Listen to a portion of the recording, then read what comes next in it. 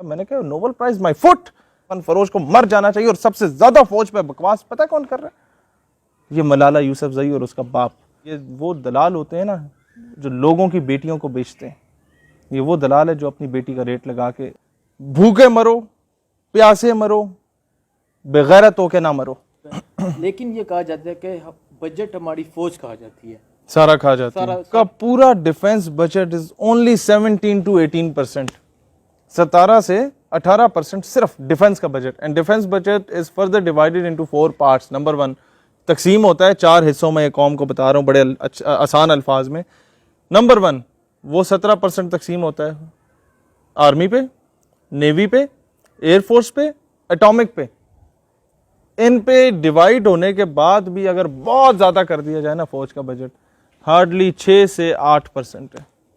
اور اگر ڈیفنس کا بجٹ میں کہتا ہوں 99.99% بھی ہو تو کسی کو تکلیف نہیں ہونی چاہیے، اور تکلیف ہوتی ہے تو صرف ان عورتوں کو ہوتی ہے جو 150 روپے کی شکل پہ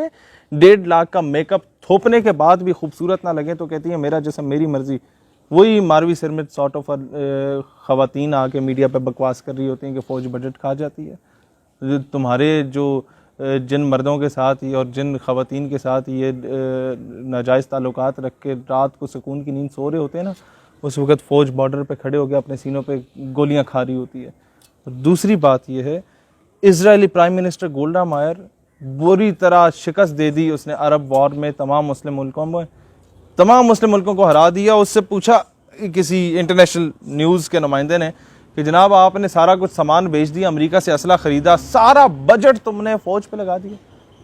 یہ اتنا بڑا رسک لیا، کھانے کو تھا کچھ نہیں، گھاس کھانے پہ مجبور ہو گئے اسرائیلی، کیوں؟ کہاں سے درس ملا؟ اس نے کہا مجھے تو یہ درس مسلمانوں کے نبی حضرت سیدنا محمد صلی اللہ علیہ وسلم سے ملا۔ وہ چونک گیا کہ تم اسرائیلی ہو، مسلمانوں کو شکست دی بری طرح، اور مسلمانوں سے درس ملا، ان کے نبی سے درس ملا، کیسے؟ اس نے جواب دیا کہ جی رسول اللہ صلی اللہ علیہ وآلہ وسلم نے جب ظاہری پردہ فرمایا تو گھر میں چراغ جلانے کو تیل موجود نہیں تھا، لیکن گھر کی دیوار پہ 9 تلواریں لٹک رہی تھیں۔ مجھے یہ درس ملا کہ مسلمان کے گھر میں بھوک پیاس کا عالم ہو سکتا ہے، لیکن مسلمان کبھی اپنی غیرت پہ سمجھوتا نہیں کر سکتا۔ آج یہی سب سے بڑا ایشو یہ ہے کہ ہم نے تلواریں بیچ دی ہیں، مسلح خرید لی ہیں، بیٹیاں لٹ رہی ہیں، ہم کہہ رہے ہیں مولانا صاحب دعا کیجیے، پاکستان کا بڑا برا حال ہے۔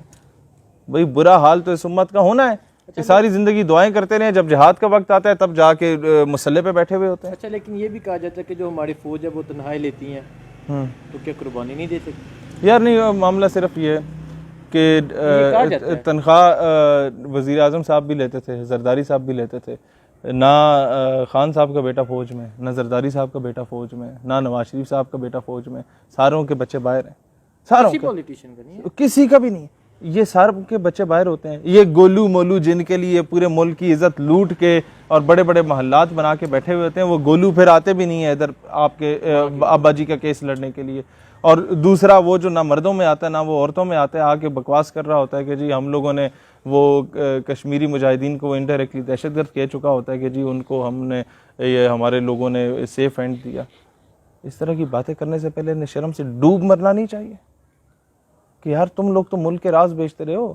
تمہارے تو بڑوں کی جب حکومتیں رہی ہیں تو ان لوگوں نے خالصتان کی موومنٹ کے سارے راز بیچ دیے تھے اور بتا دیا تھا کہ کون کون سا بندہ کہاں کہاں پہ۔ ہمارے کئی لوگ شہید ہوئے، ہمارے کئی مخبر شہید ہوئے، ہمارے ساتھ کئی سنسیئر لوگ جو انڈیا میں رہ رہے تھے وہ شہید ہوئے۔ یہ لوگ آ کے ہمیں بتائیں گے حب الوطنی کیا ہوتی ہے، تو فوج کیا ہوتی ہے، تو پاکستان سے محبت کا تقاضا کیا ہوتا ہے۔ تہمت لگا کے ماں پہ جو دشمن سے داد لے، ایسے سخن فروش کو مر جانا چاہیے، اور سب سے زیادہ فوج پہ بکواس پتہ کون کر رہا ہے؟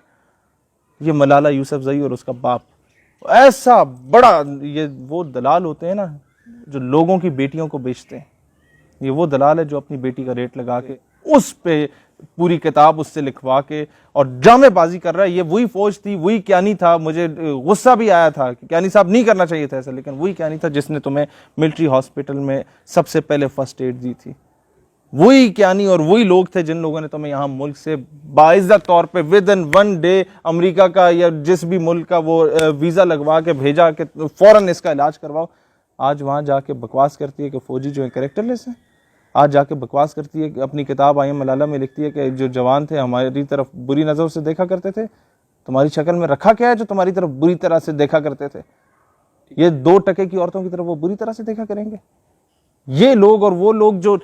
آسکر پرائز جا کے لے رہے ہوتے ہیں باہر سے، اور یہ شو کر کے کہ جناب پاکستان کی ہر دوسری تیسری لڑکی پہ تیزاب پھینکا جاتا ہے، ڈرامے بازی کر کے وہاں سے آسکر اور نوبل پرائز لے رہے ہوتے ہیں، ہم سے لوگ آگے پوچھتے ہیں آپ کی بڑی خدمات ہیں، آپ کو کیوں نہیں نوبل پرائز ملا؟ میں نے کہا نوبل پرائز مائی فٹ، جو برما کی وزیر اعظم ہے، مسلمانوں کی تکے بوٹیاں اس نے بنا لی، اس کو نوبل پرائز ملا۔ پھر اس بدبخت قادیانی کو نوبل پرائز ملا جو کہتا تھا کہ میں پاکستان کے آئین پہ لات مارتا ہوں، اور تیسرا نوبل پرائز اس کو ملا، ملالہ کو، اور پھر آسکر بھی اسی طرح کے لوگوں کو ملے۔ تو ایسے نوبل اور آسکر پرائز سے بہتر میری یہ پشاوری کھیڑ ہے، یہ بہت قیمتی ہے میرے لیے۔ ہم لعنت بھیجتے ہیں ایسے تمام نوبل پرائزز پر، ہم نہیں چاہیے ہماری قوم کو یہ بکواس کر کے۔ اس قوم کے جوانوں پہ کیا گزرتی ہوگی یار، وہ ماؤں پہ کیا گزرتی ہوگی جن کے سامنے ہر دوسرے دن ان کے بچے کے کفن آ رہے ہوتے ہیں۔ یا تو یہ بھیجیں نا اپنے بچوں کو فوج میں۔ میں اگر کوئی بات کر رہا ہوں نا دلیری سے، یا اگر میں کسی کو تنقید کا نشانہ بناتا ہوں، تو مجھے پتہ ہے کہ میرا پورا خاندان قربانیاں دے رہا ہے۔ میرا آج بھی خاندان کے لوگ سیاچین میں بیٹھے ہوئے ہیں، مجھے پتہ ہے میرے خاندان کے لوگ کشمیر سے ہو کے آئے ہیں، مجھے پتہ ہے میرے خاندان کے لوگ کون کون سے آپریشن میں کہاں رہے ہیں، میں ہر چیز میں ڈسکلوز نہیں کر سکتا، تب جا کے میں اتنے دلیری سے آ کے باتیں کر رہا ہوں۔ ویسے یہ تقریریں کرنا is a lot of an easy task. اچھا، آپ کا کہنا ہے کہ آج بجٹ پیش ہوا ہے، اگر 99.9% بھی فوج کو دیا جائے تو کوئی اعتراض نہیں ہونا چاہیے؟ بھائی آپ ایک بہت سمپل سی بات ہے، بھوکے مرو، پیاسے مرو، بغیرت ہو کے نہ مرو، اپنا ڈیفنس پہ کبھی کمپرومائز نہ کرو۔ غیرت مند قومیں اپنے دفاع پہ کبھی بھی کمپرومائز نہیں کرتی، یہ بغیرت ہوتے ہیں، وہ بغیرت ہوتے ہیں جو قوم کی بیٹیوں کو بیچتے ہیں،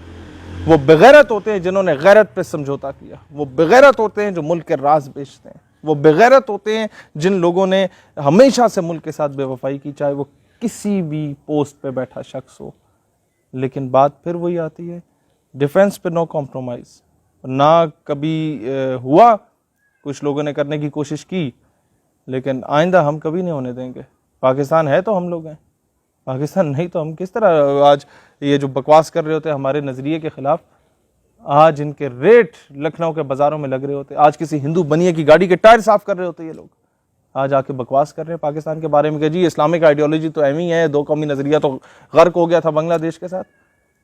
آج جو یہ سو کالڈ یہ پروفیسرز یونیورسٹیز کے بکواس کر رہے ہوتے ہیں نظریہ پاکستان کے بارے میں، انہیں اٹھا کے ان کی بیٹیوں کے سمیت، ان کی ماں بہن بیٹی کے سمیت ہندوستان میں پھینکو نا، پھر انہیں قدر آئے گی پاکستان کی قدر کیا ہوتی ہے، پاکستان کس نعمت کا نام ہے۔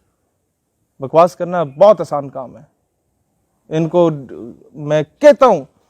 کہ ایک لمٹ ہے، ہم برداشت کر رہے ہیں۔ اگر ایچ ای سی ایسے لوگوں کو فارغ نہیں کرتا جو کہ پاکستان کے خلاف بکواس کر رہے ہیں تعلیمی اداروں میں، پھر ہمیں خود کام کرنا پڑے گا۔ پھر آپ لوگ کہتے ہیں کہ جی یہ قانون ہاتھ میں لیتے ہیں۔ وہ ایک شاعر نے بڑا اچھا شعر لکھا تھا، انصاف نہ ملا ہوگا اس کو پھر کسی در سے، یوں ہی کوئی توہین عدالت نہیں